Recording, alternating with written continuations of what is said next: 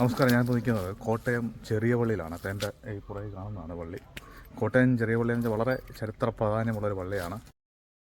മലങ്കര സുറിയാനി സഭയിൽ നാനാ പ്രകാരണയും പ്രാധാന്യമർഹിക്കുന്ന ഒരു ദേവാലയമാണ് കോട്ടയം ചെറിയ പള്ളി. അവിടെ ഉത്ഭവിച്ച മത്സര ചുഴലികൾ സമുദായ വ്യാപകമായ പ്രത്യാഘാതങ്ങൾ സൃഷ്ടിച്ചു. സമുദായ കേസുകൾ ഒരുവിധത്തിൽ കോട്ടയം ചെറിയ പള്ളിയുടെ കേസുകളും കുടുംബ വഴക്കുകളുമായി അഭേദ്യമായി ബന്ധപ്പെട്ടു പോന്നു. സമുദായത്തിന്റെ കേന്ദ്രസ്ഥാനമായ കോട്ടയത്ത് സ്ഥിതി ചെയ്യുന്ന ഈ ഇടവക പള്ളിയുടെ ചരിത്രം സമുദായ അംഗങ്ങൾക്ക് താൽപ്പര്യമുള്ള ഒന്നാണെന്ന് കരുതുന്നു. കൊല്ലവർഷം 900 ആണ്ടോടടുത്ത് ശ്രീ വീര മാർത്താണ്ഡവർമ്മ തിരുവിതാംകൂർ രാജ്യത്തിന് രൂപം കൊടുക്കുന്നതുവരെ കേരളം പല പല ചെറു രാജ്യങ്ങളായി വിഭജിക്കപ്പെട്ടിരുന്നു.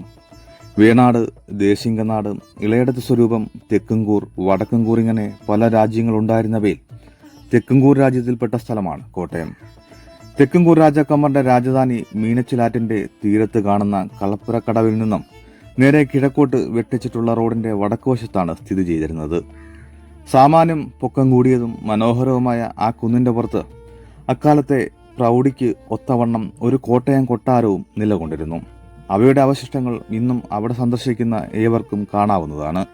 തളിയക്കോട്ട എന്നറിയപ്പെട്ടിരുന്ന ആ കോട്ടയം കൊട്ടാരവും പിടിച്ചെടുക്കുന്നതിനു വേണ്ടി മാർത്താണ്ഡവർമ്മ മഹാരാജാവിന്റെ മന്ത്രി രാമയ്യൻ ദളവ അവിടെ നിന്നും അല്പം തെക്കോട്ട് മാറി കാണപ്പെടുന്ന നരിക്കുന്നം പുറത്തായിരുന്നു സൈന്യവ്യൂഹത്തെ താവളമടിപ്പിച്ചിരുന്നെന്ന് പഴമക്കാർ പറഞ്ഞു കേട്ടിട്ടുണ്ട്.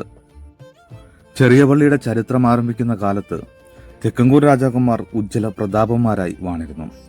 അവരുടെ പടയണികളിലും രാജധാനിയിലും നസ്രാണി മാപ്പിളമാർ കൈകാര്യ കർത്തൃത്വം നടത്തിപ്പോന്നിരുന്നു.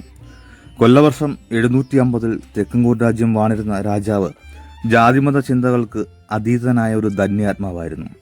നസ്രാണി ക്രിസ്ത്യാനികളെ കൂടുതലായി ഇദ്ദേഹം തന്റെ സൈന്യാധിപന്മാരും അകമ്പടി സേവകന്മാരുമായി നിയമിച്ചു. പ്രജാവത്സലനായിരുന്ന ആ തിരുമേനി നസ്രാണി ക്രിസ്ത്യാനികൾ തന്റെ രാജധാനിക്ക് സമീപം താമസിക്കുന്നതിനു വേണ്ടി തളിയക്കോട്ടയിൽ നിന്നും തിരുനക്കരയ്ക്ക് നീണ്ടുകിടന്ന നടപ്പാതയുടെ ഇരുപാർശ്വങ്ങളിലും തൃക്കൈപ്പത്തൽ കുത്തി അവർക്ക് വസ്തുക്കൾ കരമൊഴിവായി വിട്ടുകൊടുത്തു. കോട്ടയത്ത് വന്ന് തെക്കുംകൂർ രാജധാനിക്ക് സമീപം പാർപ്പുറപ്പിച്ച ക്രൈസ്തവർ തങ്ങളുടെ ആരാധനകൾക്കായി ആദ്യം പണിയിപ്പിച്ച പള്ളി കോട്ടയം വലിയ പള്ളിയാണല്ലോ. അതിനുശേഷം നിർമ്മിച്ച ചെറിയ പള്ളിയും തെക്കുംകൂർ രാജാവ് നൽകിയ സ്ഥലത്ത് തന്നെയാണ് നിലകൊള്ളുന്നത്. ചെറിയ പള്ളിയെ ചുറ്റിപ്പറ്റി ഒട്ടേറെ കഥകളുണ്ട്. ഒരു മീനമാസക്കാലം, വേനൽ അതികഠിനം, ജനങ്ങളെല്ലാം അത്യുഷ്ണം കൊണ്ട് എരിവരി കൊള്ളുകയാണ്. തെക്കുംകൂർ രാജാവിന്റെ സന്നിധിയിൽ സേവകന്മാർ കൂടിയിട്ടുണ്ട്. അവരുടെയെല്ലാം സംസാര വിഷയം വേനൽക്കാര്യം തന്നെ. ഒരു നസ്രാണിയായ രാജസേവകൻ പറഞ്ഞു, അടിയങ്ങളുടെ പുതുഞായറാഴ്ച വരുന്നു. അന്ന് പുതുവെള്ളത്തിൽ കുളിച്ച് ഞങ്ങൾ പുതുഞായറാഴ്ച കൊണ്ടാടാറുണ്ട്. അതുകൊണ്ട് മഴ ഉടനെ ഉണ്ടാകും. രാജാവ് ചിരിച്ചുകൊണ്ട് പ്രതിവചിച്ചു, തിരുനക്കര ഗംഗാധരൻ ചുരത്തും, അതിൽ നിങ്ങൾ കുളിക്കുകയുള്ളൂ. രാജസദസ് പിരിഞ്ഞു. എല്ലാവരും വീടുകളിലേക്ക് പോയി. ഒരു ദിവസം കഴിഞ്ഞില്ല, അതിഗംഭീരമായ ഇടിയും മഴയും തുടങ്ങി. ഇടതടവില്ലാത്ത ഘോരമാരി ഒരു വാരത്തോളം നീണ്ടു നിന്നു. ആറും തോടും പെരുകി. പുതുഞായറാഴ്ച എല്ലാവരും പുതുവെള്ളത്തിൽ കുളിക്കുക തന്നെ ചെയ്തു.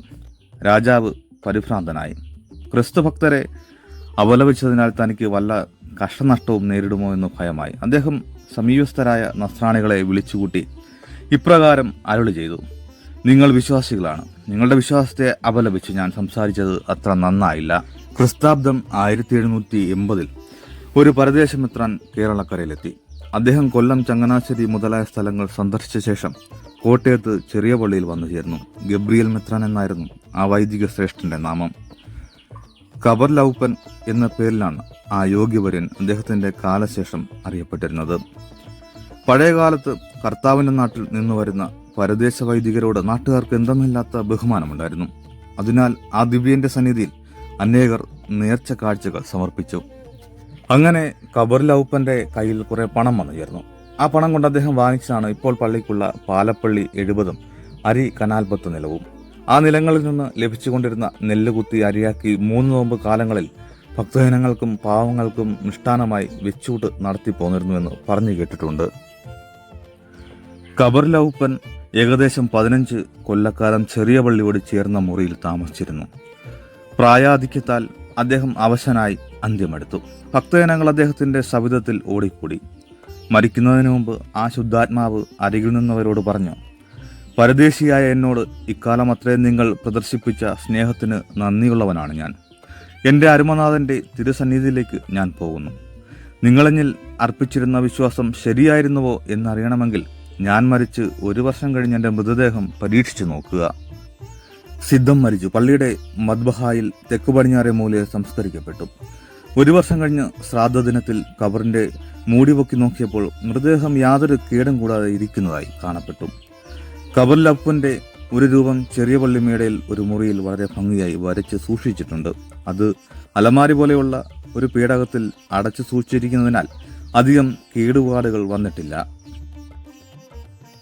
1817 മുതൽ 1825 വരെയാണ് ചെറിയ പള്ളിയുടെ സുവർണകാലം. പുന്നത്ര മെത്രോപോലിത്ത എന്നറിയപ്പെടുന്ന ദിവന്യാസോസ് തൃതീയൻ മലങ്കര സഭയിൽ വാണരുളിയ കാലമായിരുന്നത്. അദ്ദേഹം അധികകാലവും ചെറിയ പള്ളിയിൽ തന്നെയാണ് താമസിച്ചിരുന്നത്. ആ മെത്രോപോലിത്ത പണിയിച്ചിട്ടുള്ളതാണ് പള്ളിയുടെ തെക്ക് കിഴക്കേ കോണിൽ ഇപ്പോൾ കാണുന്ന മാളിക കെട്ടിടം.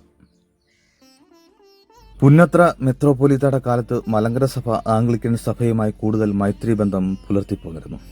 പഴയ സെമിനാരിയിലും CNAയിലും നിവസിച്ചിരുന്ന പല മിഷണറി പ്രവർത്തകന്മാരും അക്കാലത്ത് കുതിരപ്പുറത്ത് കയറി ചെറിയ പള്ളിയിൽ വന്ന് കുർബാന കണ്ടിരുന്നുവെന്ന് പഴമക്കാർ പറഞ്ഞു കേട്ടിട്ടുണ്ട്.